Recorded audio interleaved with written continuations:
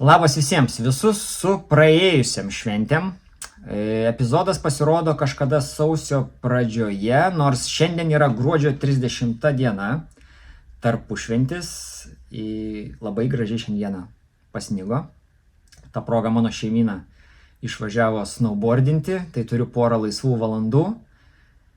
Ir per tą laiką pasistengsiu atsakyti į jūsų klausimus, kuriuos gavau nuo paskutinio epizodo spalį. Tai per 3 mėnesius jūsų laukiau 13. Ačiū labai už juos. Šiaip jaučiu, kad man ta paskutinė metų savaitė, jinai tokia pakankamai darbinga, nes ir sezoną planuoju naująjį, ir dryfirint pradėjau pakankamai aktyviai ir jums irgi rekomenduoju. Tai dar kartą ačiū už klausimus ir keliaujame prie jų. Pirmas klausimas. Ar gali pasidalinti rėmėjų kontaktais? Tai trumpai tariant, tai taip ir esu tą daręs ne vieną kartą. Kiekvienais metais į Facebooką, į Instagramą sulaukiu gamintojų žinučių su pasiūlymais bendradarbiauti su manim. Kaip esu rašęs, man atrodo, kad rėmėjų prasme, tiek paramos dydžio prasme, aš jau esu ir pasiekęs tą kalno viršūnę, ir po truputį dabar ridenuosi į apačią. Tai mano darbas esamam karjeros etape yra kuo lėčiau nusiridenti nuo to kalno. Tai naujų rėmėjų, kadangi aš neieškau, nebent jie būtų strateginės svarbos srityse, tai aš kiekvieną kartą atsisakydamas tokių pasiūlymų, diplomatiškai ir mandagiai savaime suprantama, paklausiu, galbūt jie nori, kad aš pasidalinčiau jų kontaktais su lietuvių bendruomenė. Nes sportininkų Lietuvoje, kurie norėtų profesionaliau pažiūrėti į visą šitą reikalą, yra, tai aš tiesiog, mano noras yra tokį tiesų kelią nutiesti, duoti kontaktus ir viskas. Jūs bendraujate tenais ir aiškinatės, kas kam patinka, tinka, nepatinka, ko reikia. Tiesiog renkatės patirtį visame tame. Ir ten iš tikrųjų įdomių brandų būdavo, tų, kurie pasaulio čempionatus remia ir panašiai. Tai vėlgi, praeitais metais tokių sportininkų tikrai buvo, ateityje vėlgi darysiu tą patį kiekvieną kartą, kai tokia galimybė bus. Tai taip, atsakymas trumpai taip. Ir antra klausimo dalis dar buvo, ar taikai praktiką padėti Lietuvos sportininkams susirasti rėmėjų ir rekomenduoji juos saviems. Tai į tą pirmą dalį, ar padedu sportininkams susirasti rėmėjų, tai atsakyčiau taip. Pirmoje dalyje paaiškinau, kokiais būdais ir šiaip bendraja prasme, jeigu į mane kažkas tai kreipiasi patarimų, tikrai, jeigu aš turiu atsakymą ir galiu patarti, visada taip ir padarysiu, tikrai negaila. Bet kas liečia rekomendaciją saviem rėmėjam, tai nei saviem, nei nesaviem nerekomenduoju žmonių, todėl kad jeigu aš rekomenduoju, aš būnu atsakingas už jų darbo kokybę. Tai čia toks yra reputacinis dalykas. Labai nesinori apsikrauti ir po to likti atsakingu už kažkokį tai ar sėkmingą, ar nesėkmingą bendradarbiavimą. Tai va tiek. Antras klausimas. Koks tavo esamas statusas su Gram Power gamykla? Turiu 1 dieną kontrakto. Jeigu taip žiūrėt, jeigu rimtai, čia ir buvo rimtai, turiu 1 dieną kontrakto. Kai jau jūs žiūrite šitą video, jo nebeturiu. Esamas bendradarbiavimas yra užtvirtintas žodiniu būdu ir pagarba vieni kitiems, turbūt taip. Vyksta dar procesai, kurių vėlgi, kai nėra parašo, sunku yra suprasti, bet kol kas nenoriu labai leistis į detalės. Aš manau, kad tikiuosi, kokį vasario mėnesį aš įrašysiu atskirą video apie tai, kokia yra situacija ir pasidalinsiu, tada galėsiu turbūt daugiau papasakoti, nes sąžiningai pasakysiu, mes tęsime, bet yra tokių dalykų, kur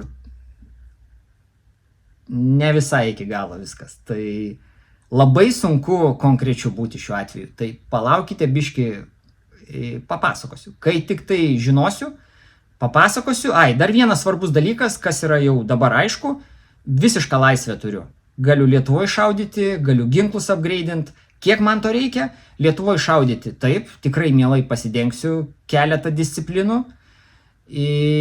Ginklų upgrade'inimas, čia ne mano, žinokit. Čia yra turbūt problema, kai nuo gamyklinių ginklų iš dėžės nuo 2014 metų, tai kas čia yra jau 12 metų turbūt, ne? 12 metų gaunasi, kai šaudėjai tik tai tokiais ir matei daug šaunių ginklų, gerai ten tuninguotų, kaip sakant, patobulintų ir taip toliau, bet ne visi jie veikia, aš savo negaliu leisti tokios prabangos ir rizikuoti deginti sezonus tam, kad kažkokia spiruoklė veiktų ar neveiktų, man ginklą šautų minkščiau ar neminkščiau.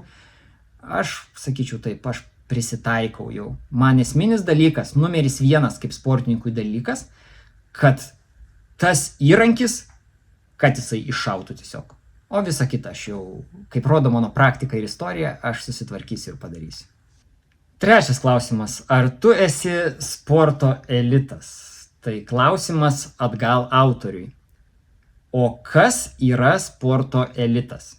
Ką reikia laimėti, kad būtum sporto elite? Pirmos mintis šauna į galvą top 10 pasaulyje, top 20 gal pasaulyje.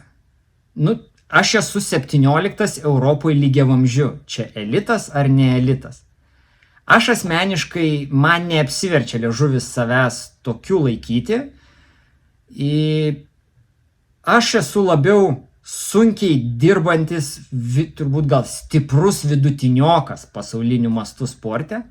Aš tikrai turiu labai stiprią rėmėjų komandą susikūręs per daug metų. Turiu tą savo tokią nišą ir išskirtinumą, kad aš laimiu medalius viskuo, ką paimu į rankas. Tai 6 skirtingos šaudymo disciplinos, kas yra daug, tikrai daug, bet sporto elitas ne. Ne, tikrai ne. 4 klausimas. Kodėl dingsta postai iš tavo feedo? Matosi, kad tikrai sekate mano turinį, tai ačiū visų pirma už tai, o atsakymai yra tikriausiai 2. Tai viena priežastis, kad aš esu pastovioj kovoj su socialiniais tinklais ir mano postai yra tiesiog ne tai, kad baninami, bet jie yra tiesiog, jie nepasiekia tiek žmonių, kiek galėtų pasiekti, nežinau, normalus turinys, nes yra vėlgi, socialinių tinklų standartai tam tikri. Ir tarkim, jeigu jūs matėte, įkėliau nuotrauką prie kalėdų eglės su ginklais, tai tas postas jau gavo įspėjimą. Ir taip yra pas mane visą laiką, tiek Instagrame, tiek Facebook'e. Tai aš tiesiog juos įkeliu, jie kažkurį laiką pabūna ir tie, kurie yra, algoritmas juos pagauna ir, reiškiasi, gaunu už juos įspėjimus, tai aš juos tiesiog ištrinu. Priešingų atveju mano akauntą gali užbaninti ir bus tiek žinių, tai man prašiau taip elgtis. O antra priežastis yra, aš kiekvienais metais kuriu, sakim taip, rėmėjams tokį kaip albumą, į kurį keliu nuotraukas reguliariai ir kuriais naudojasi tiek mano rėmėjai, bet iš praktikos būna tokių gamintojų, su kuriais mes kažkada tai jau nutraukėme bendradarbiavimą, bet jie sugalvoja, kad jie gali dalintis mano turiniu dar dabar ir taip, kaip sakant, papildyti savo turinį. Turbūt taip būtų teisingiausia. O jeigu aš turiu, tarkim, jau alternatyvių gamintoją, kuris mane remia dabar, tai čia labai negražu yra, ne? Kai aš esu ir pas esamą gamintoją, ir tada pakankamai naujai buvęs mano rėmėjas dalinasi tuo, ką aš kažkada tai dariau. Tai aš tiesiog tuos albumus, metai praeina, aš tiesiog juos ištrinu, taip išvengdamas nesusipratimų. Čia, sakykim, taip tokie profesiniai niuansai, vadinkime tai. 5. klausimas. Šiais laikais daug sportininkų atrodo kaip kalėdinės eglutės ryškiais marškinėliais su daug logotipų. Va, mano kalėdinė eglutė. Rudenį parsivežiau iš Floridos. Šeima nupirko, sakė, per kalėdas turiu nešiot. Tai nešioju. Taip, tai dar kartelį. 5. klausimas. Šiais laikais daug sportininkų atrodo kaip kalėdinės eglutės ryškiais marškinėliais su daug logotipų. Kaip atskirti, kurie iš jų remiami gamintojų, o kurie tiesiog nešioja spalvingus marškinėlius? Tai numeris 1 turbūt patikrinimo šaltinis turėtų būti oficialus gamintojo puslapis. Tai www kažkoks gamintojas.com ar panašiai. Nes tokiuose puslapiuose dažniausiai, jeigu taip yra, gamintojas turi atskirą skyrių savo sporto komandai. Kad įkelti žmogaus nuotrauką į oficialų puslapį, čia yra šioks toks biurokratinis kelias, reikia pasirašyti sutikimus ir taip toliau. Tai yra vėlgi, tai parodo, kad tarp gamintojo ir tarp sportininko tikrai yra kažkoks tai santykis. Tai vat patarimas būtų numeris 1, ieškokite to sportininko, kuris jūs domina, ieškokite tokiu būdu. Socialiniai tinklai šiuo atveju nesiskaito, todėl kad jeigu jūs netgi neturėdami nieko bendro su gamintoju padarysite jo produkcijos kažkokią kokybišką nuotrauką ir nusiusite jiem per socialinius tinklus, yra tikrai nemaža tikimybė, kad gamintojas pasidalins, nes natūralu, gamintojai mėgsta savo produkcijos kokybiškas nuotraukas. Tai antras dar toks variantas būtų galbūt tie kasmetiniai katalogai produkcijos, kur lygiai taip pat, jeigu gamintojas turi savo sporto komandą, jie tikrai labai dažnai panaudoja būtent toj sporto, sakykime, srityje, sporto skiltyje, panaudoja savo komandos nuotraukas. Tai vat, o šiaip galit man į komentarus parašyti arba parašykite ir paklauskite, yra nemaža tikimybė, kad aš jums galėsiu atsakyti, turi kažkokį tai santykį ar neturi jūsų sportininkas, kuriuo jūs domitės, su konkrečiu gamintoju. 6. klausimas. Kodėl per varžybas teisėjai vieniems leidžia starto pozicijoje atsisukti į taikinį, kitiems ne? Šitą dalyką ir šitą komentarą aš girdžiu labai dažnai iš sportininkų, kurie dalyvauja varžybose Lietuvoje. Vėlgi, manęs 2 metai varžybose Lietuvoje nebuvo, tai aš tiesiog pasakysiu savo nuomonę iš nuogirdų. Tai visų pirma, tai yra absoliučiai mano nuomonė bereikšmis dalykas, kuris nėra naudojamas plačiai užsienyje. 90% pratimų užsienyje tu startuoji freestyle ir tavęs niekas neriboja, ar tavo vamzdis yra į pirmą taikinį atsuktas ar ne. Lietuvoje aš kiek suprantu ir kiek girdžiu, pakankamai dažnai vienas teisėjas, ne tai, kad kiekvienas pratimas turi po savo teisėją. Vienas teisėjas eina su savo grupe, su savo skvadu, pratimas po pratimo. Ir jeigu tu papuoliai pas tokį teisėją, kuris nori, kad tu ginklą laikytum tiesiai į pylimą, į pratimo vidurį kažkodėl tai tu ir eisi taip.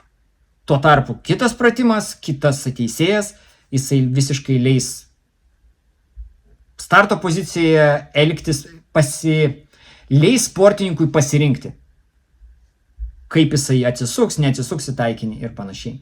Tai dar kartą pakartosiu, mano nuomonė čia yra visiškai nesąmonė, visiškai apsikrauna tie patys organizatoriai beprasmiais, bereikšmiais dalykais, bet turim, ką turim. 7. klausimas. Kokie tikslai 2026 metais? Tai numeris 1 turbūt būtų freegunas, kuo geriau pasirodyti jame, patirties įgauti.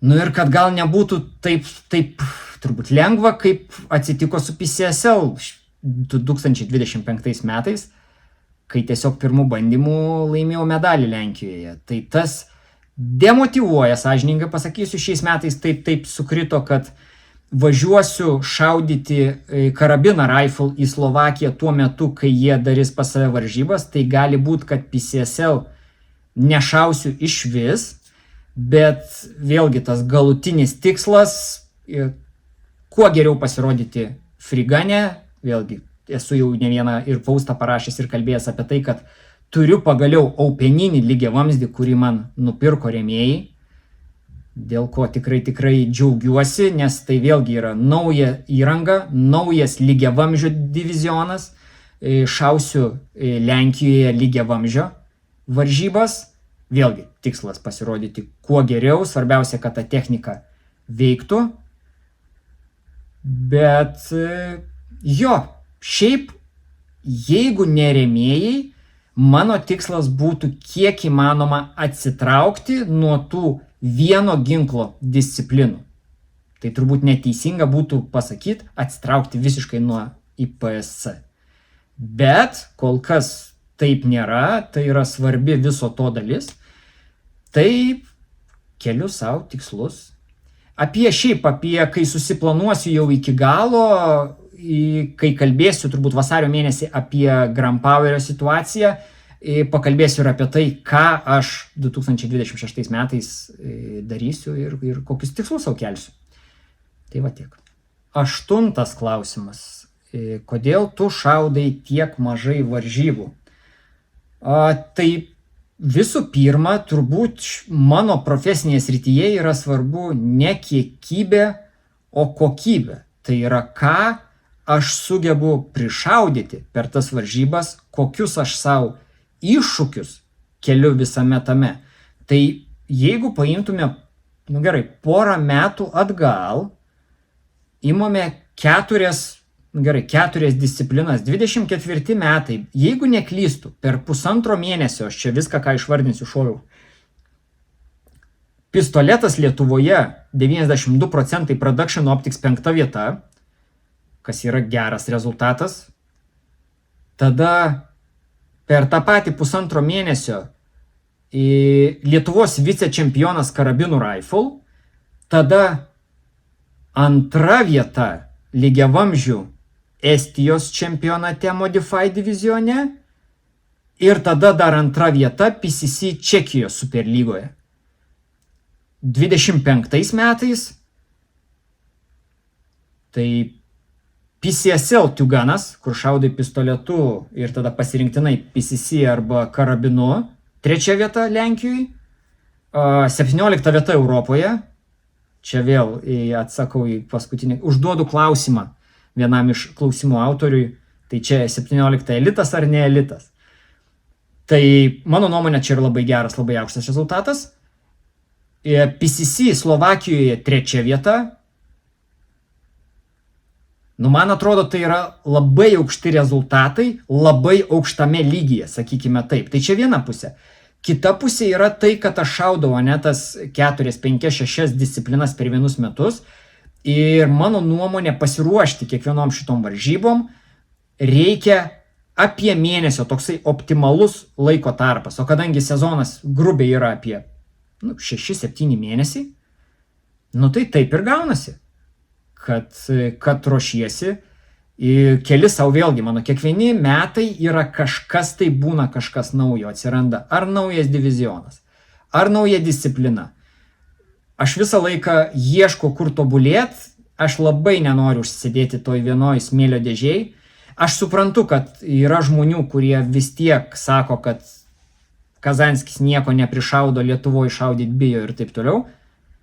Šitą mes dar pasižiūrėsim 26 metų Lietuvos čempionate, kur aš dabar jau galiu pasakyti. Aš atvažiuosiu, tik dar nežinau su pistoletu ar su PCC.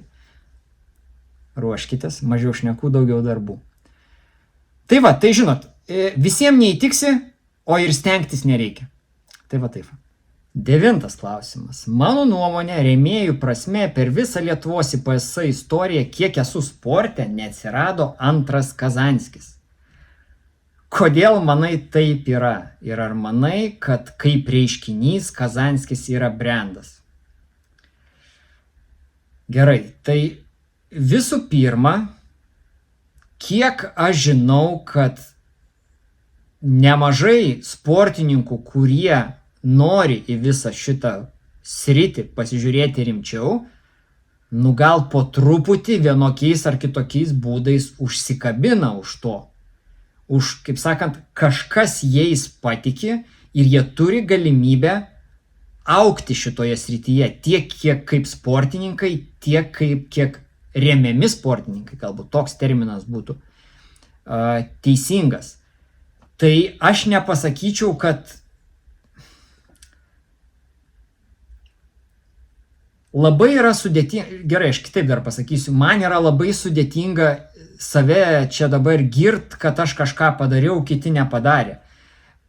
Kai aš pradėjau visą tą suprasti, kaip veikia ta visa rėmimo sistema, mes kalbam apie 2011 metus. Tai yra socialinių tinklų ne visai pradžia, bet labai daug sportininkų ir tas visas marketingas, sakykime taip, atėjo į socialinius tinklus.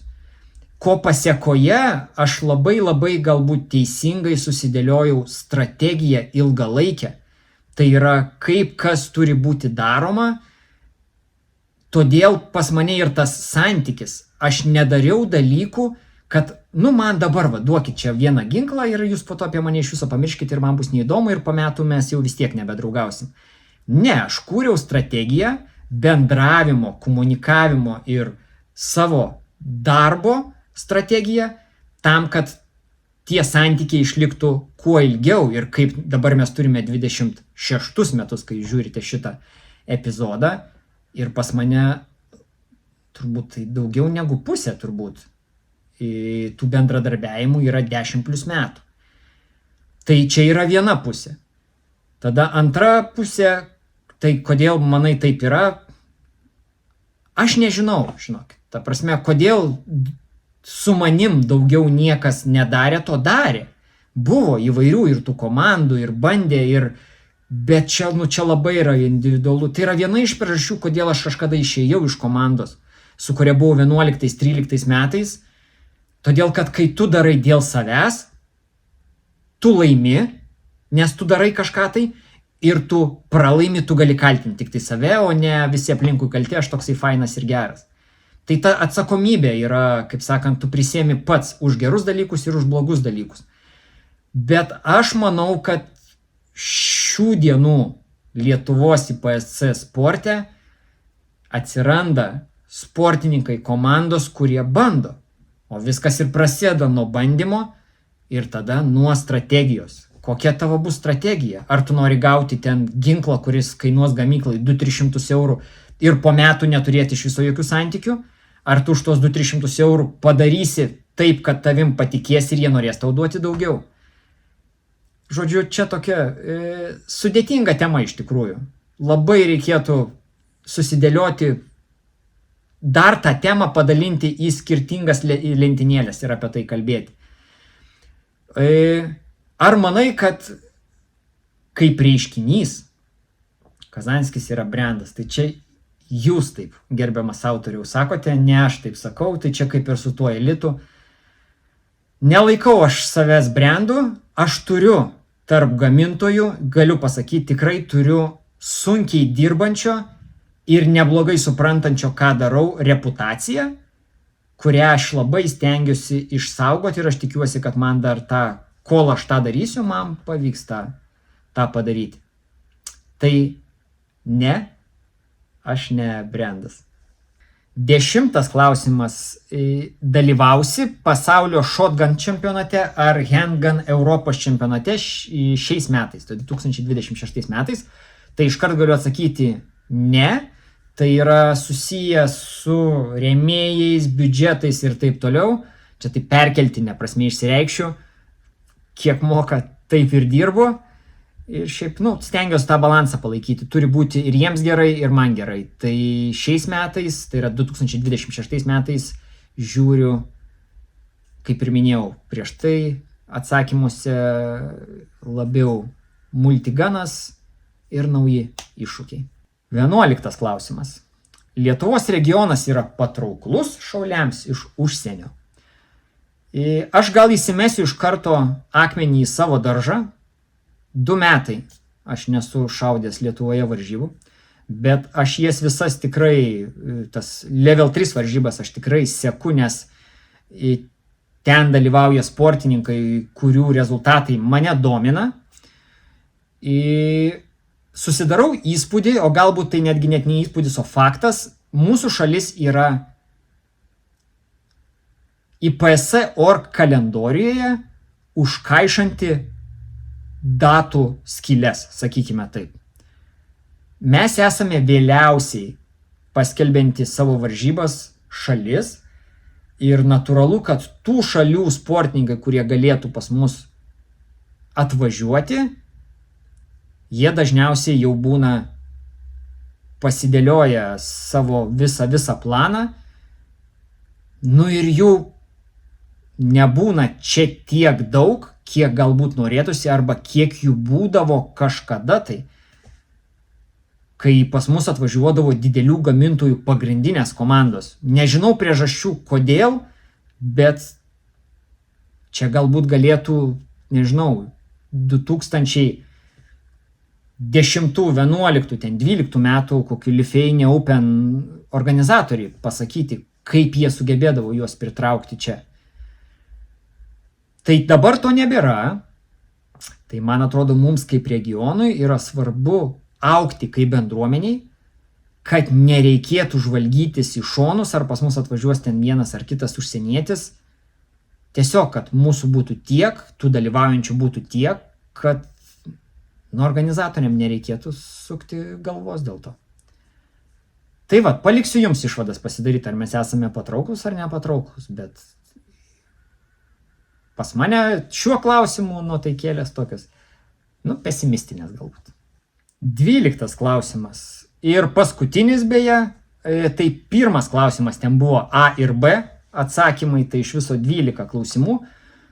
Kuri iš visų tavo šaudytų disciplinų sunkiausia, kuri lengviausia, nuo kurios rekomenduotum pradėti?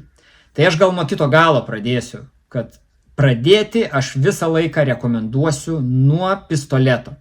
Jeigu tikslas tolimesniame etape pereiti prie ilgų ginklų, turint pistoleto bazę, tai yra padaryti daug lengviau negu jos neturint. Pistoletas yra labiausiai tokia kompleksinė ir techniškai sudėtingiausia disciplina.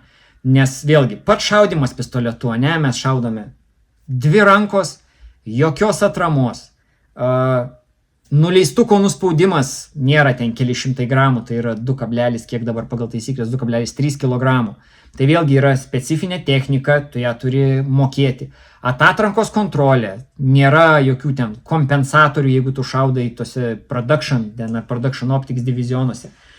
Tai yra daug dalykų, kuriuos reikia išmokti, bet kuriuos po to labai yra lengva pritaikyti šaudant ilgais ginklais. Šiaip vienas labai įdomus faktas, aš pistoleto pirmą level 3 medalį laimėjau 2012 metais, tai 9, 10, 11, per 4 metus.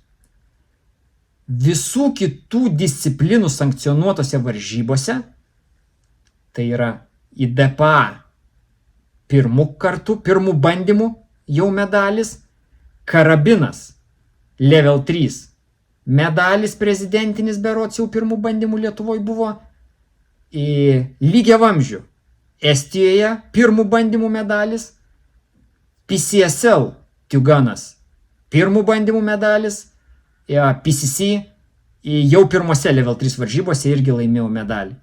Tai 10 metų pistoletu, tada šiek tiek dar IDPA prisidėjo prie viso to ir tada jau tas mano prasidėjo multigano era, sakykime taip. Tai aš manau, kad pistoletas yra ir kartu sudėtingiausia, ir naudingiausia kaip sportininkui, nes jeigu jūs įvaldysite pistoletą, bus daug lengviau įvaldyti jau tuos. Ten jau viskas yra daug paprasčiau. Ten jeigu ir atsiranda buožė, važiuojam. Tai viskas, gerbėmieji. Tiek šiam kartui. Ačiū labai, kad vis prigalvojate ar ištraukėte, nežinau, kažkokią seną temą, bet kitų kampų. Tai esu labai dėkingas už tai. Palinkėsiu, kad šiais metais pasiektumėte daugiau negu pasiekėte 2025. Ačiū visiems, kas pažiūrite, palaikinat, pakomentuojat, ačiū, kas parašote temų. Viskas, 30 diena, rytoj nauji metai. Sausio 1 reikia eiti dry firint. O pagal planą liktai sausio pabaigoj jau būsiu šaudyklai. Važiuojam.